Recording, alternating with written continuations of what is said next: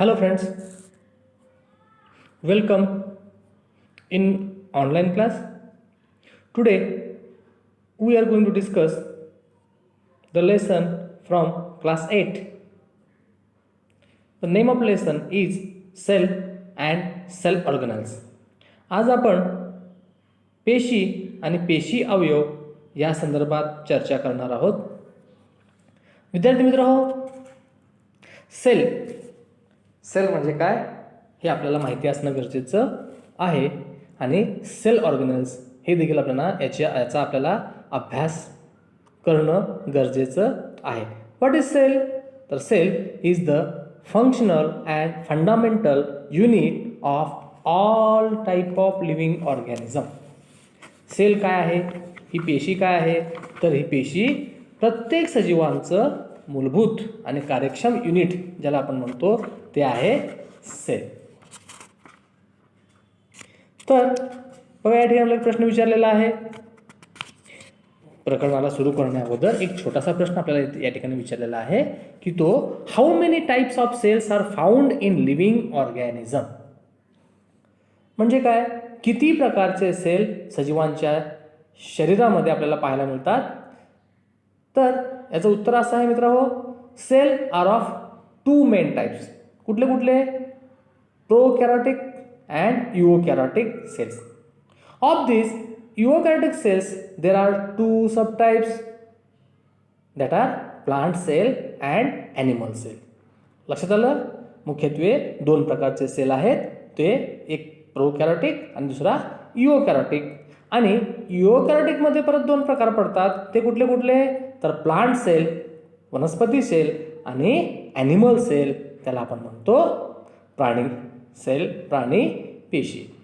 पुढचा प्रश्न आपल्याला विचारलेला आहे बघा इथं, which instruments had you used to observe the cell. बघा, सेल काय आहेत? खूप लहान आहेत, मायक्रोस्कोपिक आहेत. म्हणून ह्या मायक्रोस्कोपिक सेलला ऑब्झर्व करण्यासाठी आपल्याला कशाची गरज आहे? तर आपल्याला गरज आहे मायक्रोस्कोपची. म्हणून या प्रश्नाचं उत्तर काय आहे? Microscope is used to observe the cell and only compound microscope can be used to observe the detail of cell. फक्त या कंपाऊंड मायक्रोस्कोपचा वापर करून आपण ह्या पेशीचा पूर्ण अभ्यास करू शकतो. बघा, last year we studied that cell is the structural and functional unit of living organism. मागच्या वर्गामध्ये आपण हा जो सेल आहे, ही जी पेशी आहे, हे काय आहे? Structural and functional unit of living organism हे आपण शिकलेलो आहोत. According to the function, cells of different sizes and structures are found in different organs. वेगवेगळ्या आकाराचे, वेगवेगळ्या स्ट्रक्चरचे आपल्याला जे सेल आहेत हे आपल्याला पाहायला मिळतात. बघा, या ठिकाणी एक छोटंसं ऑब्झर्वेशन करा इथं थोडं. इथं बघा, structure of cell. Observe the following figure, write the names and complete the chart. काय म्हटलं बघा, ह्या चार्टला आपल्याला हा जो डायग्राम आपल्याला दिलेला आहे प्लांट सेलचा आणि ॲनिमल सेलचा, आणि त्या ठिकाणी ब्लँक आपल्याला दिलेला आहे, आणि ते ब्लँक्स आपल्याला काय करायचं आहे? भरून काढायचं आहे. बघा, ही ॲक्टिव्हिटी आहे, हे तुम्ही करून पाहायची आहे. आणि हे करून म्हणजे जर हे केलं तर काय होतं? प्लांट्सच्या विविध अवयवांची माहिती आपल्याला या ठिकाणी मिळते. मी तुम्हाला उजरचं सांगतो. जे ग्रीन कलरमध्ये दाखवलेला आहे तो आहे प्लांट सेल, आणि त्याच्या शेजारी जे दाखवलेला आहे तो आहे animal cell. Nucleus, mitochondria, cytoplasm, Golgi body, हे काही विविध अंग आहेत जे त्या सेलचे आहेत. तर काही बहुतांश cell organelles, maximum cell organelles are present in both type of cell, like animal cell as well as plant cell. Nucleus, Golgi body, Golgi apparatus, mitochondria. These are the organelles which are present in the cell, are found in both animal as well as plant cell, but few organelles are there like cytoplasm, cell wall. These are not found in the animal cell, only found in the plant cell. Just you try to complete this chart. Okay friends, we goes forward. Here components of cell given here: cell membrane, cell wall, plastids, vacuoles, Golgi complex and mitochondria. These are some components, these are some parts of cell.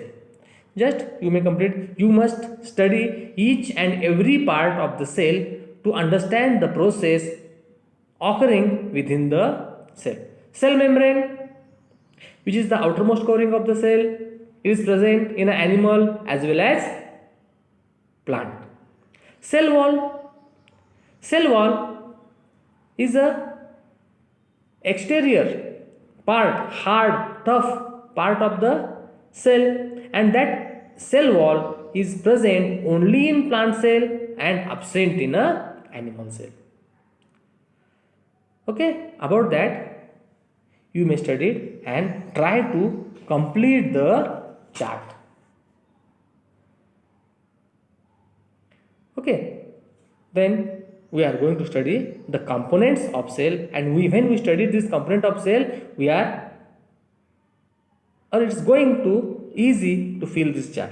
Okay, then we start the component of cell. Here cell wall is the first and important component of cell. It is found around the cell of algae, fungi and plants. Animal cell lack cell wall.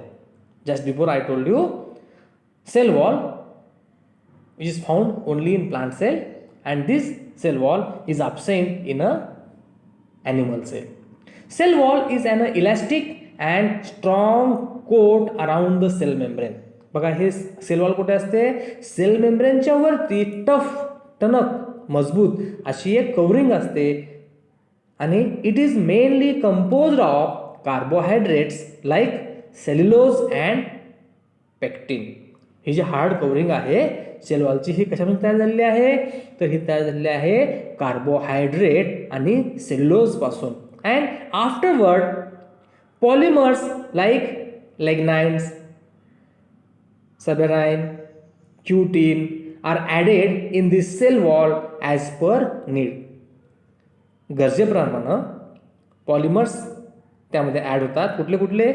लॅग्नाइन, सबेरिन, क्युटिन हे काय होतात त्यामध्ये गरजेप्रमाणे add होतात.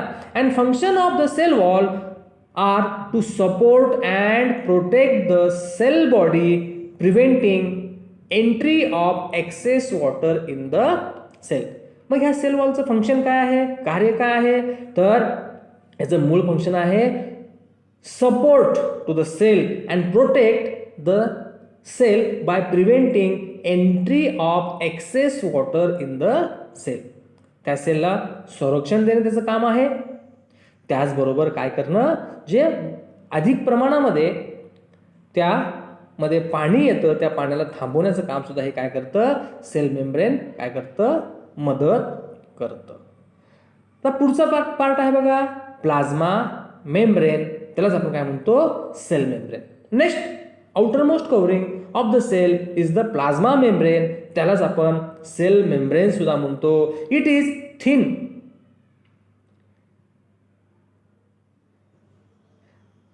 Fragile and elastic.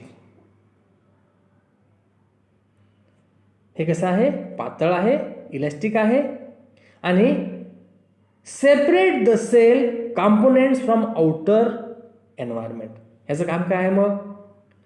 ही कशी आहे, fragile आहे, elastic काय कवरिंग आहे, and it separate the cell component from outer environment. बाह्य वातावरणापासून त्या सेलच्या अंतर वातावरणाला काय करणे, वेगळं करण्याचं काम हे काय करतं, प्लाझ्मा मेम्ब्रेन करत असतं. आता बघा स्ट्रक्चर ऑफ प्लाझ्मा मेम्ब्रेन कसं आहे बघा.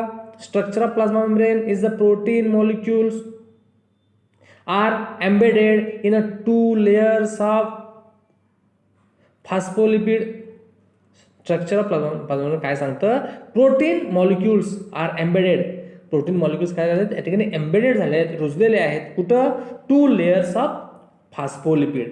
फॉस्फोलिपिडच्या 2 लेयरच्या मध्ये हे जे प्रोटीन मॉलिक्युल्स आहेत ते काय झालेले आहेत, एम्बेडेड झालेले आहेत. And plasma membrane is said to be a selectively permeable membrane as it allow some substances to enter the cell while prevent other substances. हा प्लाझ्मा मेम्ब्रेन कसा असतो मग, हा semi permeable.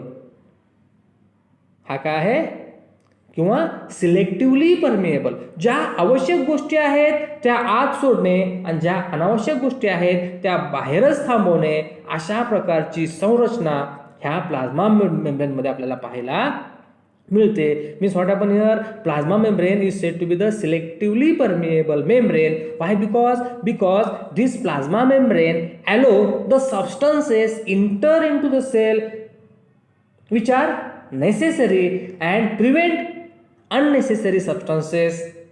And due to this property, useful molecules of water like salt, oxygen enter in the cell and carbon dioxide exist in the cell.